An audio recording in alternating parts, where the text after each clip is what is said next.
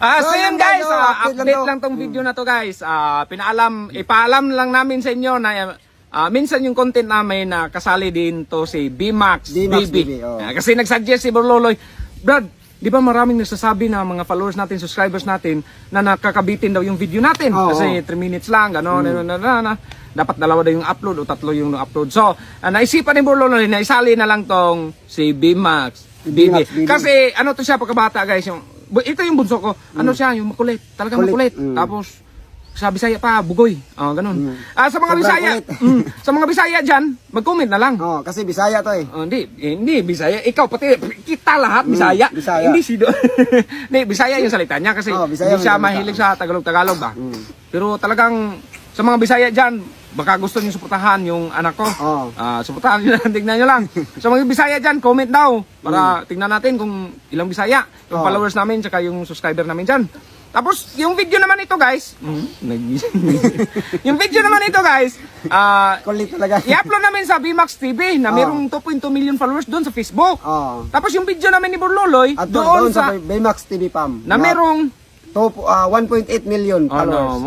1.8 million followers. Tapos doon sa YouTube guys, halo lang, na lahat. ihalo na lang namin doon.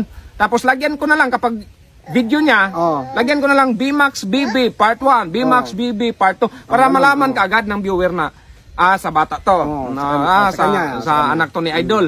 Gano'n na lang. Para kung sa amin naman, para alam nyo naman yung mga title ko kadalasan.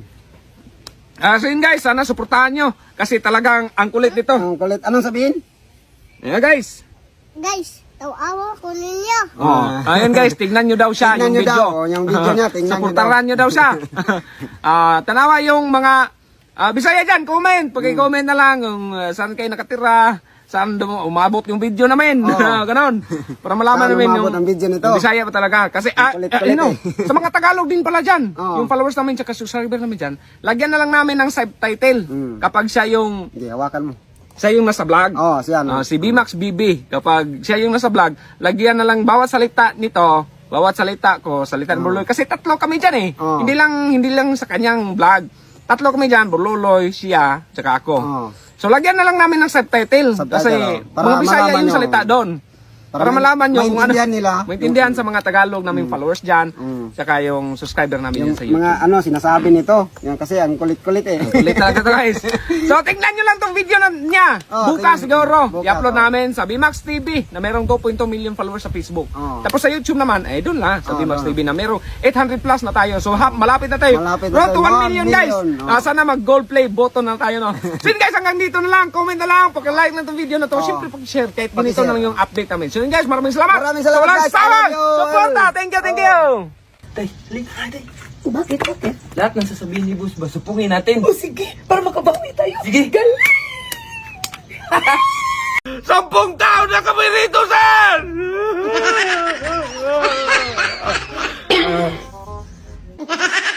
Ikaw ang ganyan buwag ka! Ikaw hindi mo ko! Kayo ba?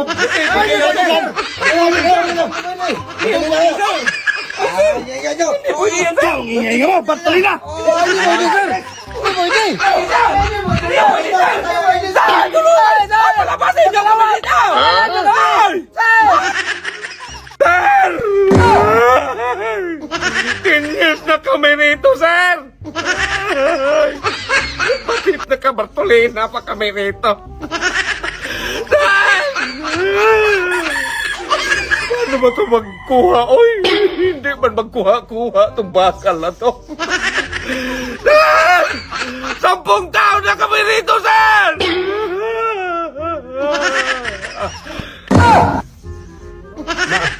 Maaga na pala. Maaga na pala. Ikaw yung dahilan kaya tayo nagpasok rito. Buwan ka. Ano kung dahilan? Bakit ka umiyak? 10 taon na ako rito, Dang. 10 taon na nga tayo dito. Nabatulina na tayo. Akala ng warde, nagbaksingan tayo doon sa loob. Hoy, Dong! Pinasok tayo dito dahil sa mukha mo, Dong. Wakang sa mukha ko? Bagay ka rito. Bakit ako sinali sa warden? Hindi nga tayo makalabas dong kayo. Magbait-bait nga tayo eh.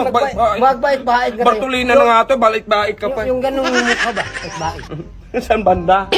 Sa mukhang mong yan dong. Magbait-bait nga eh. Yang hiya naman ako sa'yo. Nakaganyan oh, nakaganyan. Siguro na, kunwari, makalabas tayo rito. May anak na yung anak ko. Oo, may apo na rin tayo. Paano ka magkaapo nga? Wala man kang anak.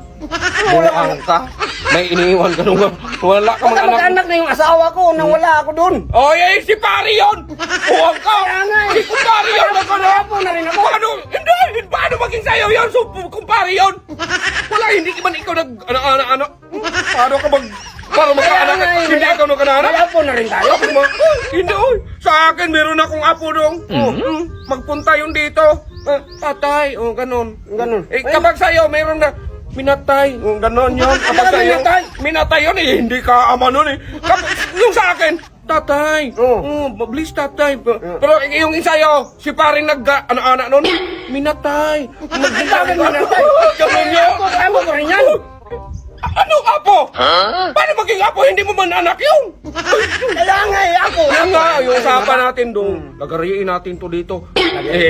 Ganun pa rin eh. Habang buhay tayo rito, wala tayong magawa. Lagariin natin to. Makulong din tayo pag nakalabas tayo. Ay, matulog ka na. Kaya ako mag-discarte dito. Matulog ka na dyan. Eh, tanggalin mo yan eh. Sir, lumabas ang isa. Ay, hindi!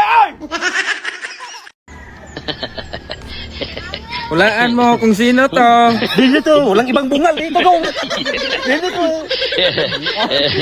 Dong, di ba sabi ko sa'yo, ligpit mo na yan kasi may paparating na bagyo? Hindi yun tutuloy ang bagyo, boss. Anong di tutuloy? Wala mang biyahe kay masama yung panahon. Pabiyahin mo pa talaga yung bagyo!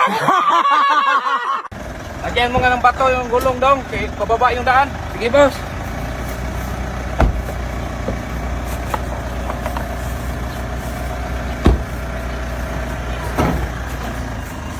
Hoy, Dong! Boss! Boss! Boss! Di ba sabi ko sa'yo, Day, bago ka pumasok, kamatok ka muna? Balik! Sige, boss. Sino yan? Si Inday, boss! Okay, pasok. Boss, Ah. si ma'am pala, inatake. Ha? Ay, Day, saan pala kagaling kanina? Ay, galing ako nagpadala ng sulat para sa sarili ko, boss. Na-boring kasi ako. Anong laman ng sulat? Yun ang nga hindi ko alam kasi hindi pa dumating. Sulat mo, di mo alam! Day, magsaing ka nga para sa akin. Sige, boss! Ay, isama mo na lang pala si Mamo. Oh, boss! Day, kanina ko pa hinahanap si Mamo. Nakita mo ba siya? Nasa kaldero, boss. Sabi mo kasi, sama sa pagsaing. Day, ba't ang bilis na ubos ng toothpick? Hala, hindi ko talaga alam yan, boss. Kasi pag ako ang gagamit, ibabalik ko naman. Para. Oh, Magkano pa pamasahe pagpuntang palengke? 200. Ah, kamahal. 10 piso lang sa radyo narinig ko. Sa radyo ka sumakay! Hindi. Dok, pa-check up namin to, Dok. Buti may mission kayo dito sa bundok. Dok, nabalik kasi yung paa niya. Naku ma'am, kailangan talaga nating simento to. Alam mo, siguro ang gasto ko niya, Dok, kasi magkano ng sako sa simento ngayon? May graba pa, may buhangin pa. Lagyan ba yun ng kabilya, Dok? Hoy, ibang simento yon. Hoy dong, ano ginagawa mo dyan? Niwan ako ni boss. Kumawa, tay. Iniwan tayo ni boss! Dalbo! Puro ka na lang kasalanan sa akin, ha? Wala ka nang ibang ginawa! Kunti na lang talaga yung kulang mo sa akin! Magkano ba kulang ko, boss? Bawas mo lang sa sahod ko? Boss, nawala yung 1,000 ko sa wallet, boss. Uling pira ko pa naman yun. Dong, halika nga, Dong. Nawala daw yung 1,000 na Inday. Bakit mo sa akin tanong, boss? Hindi, tinanong lang kita. Ano, naging 1,000 yung 500 na yung kinuha ko, boss? Di, punta tayo sa bahay ko. Usapin ka rin ni Mami at Daddy. Ah, tara. Teka lang, Biha. Tawagin ko lang si Daddy. Ah, sige.